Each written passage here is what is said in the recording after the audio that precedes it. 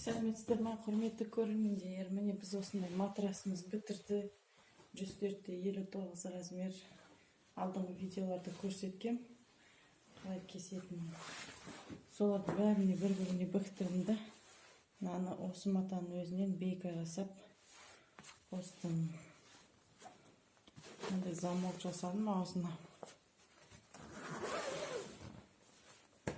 Чехолын шешіп кигенге.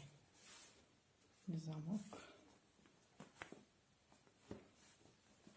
Матаның астына синтепон салмасаңыз, мына губканың сыртынан мата айланып жүре береді. Егер синтепон болса, ол губкамен ортасы екеуі сырғанап тұрады и ровно тұрады. Әйтпесе матаңыз бәрі бетіп жиналып қала береді. Синтепонсыз қаптасаңыз губканы. Бір жағынан жылы да болады синтепоны.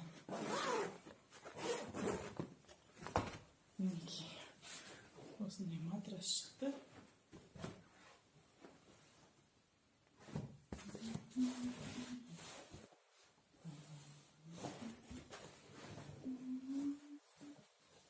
Осындай видео сабақтар керек болса, маған WhatsApp-қа шығыңыздар.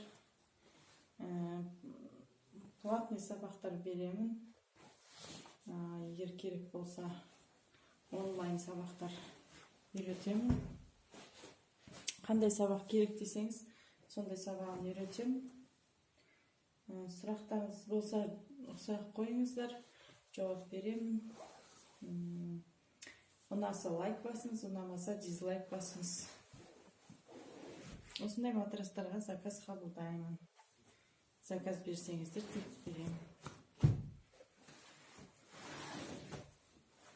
Сау болыңыздар.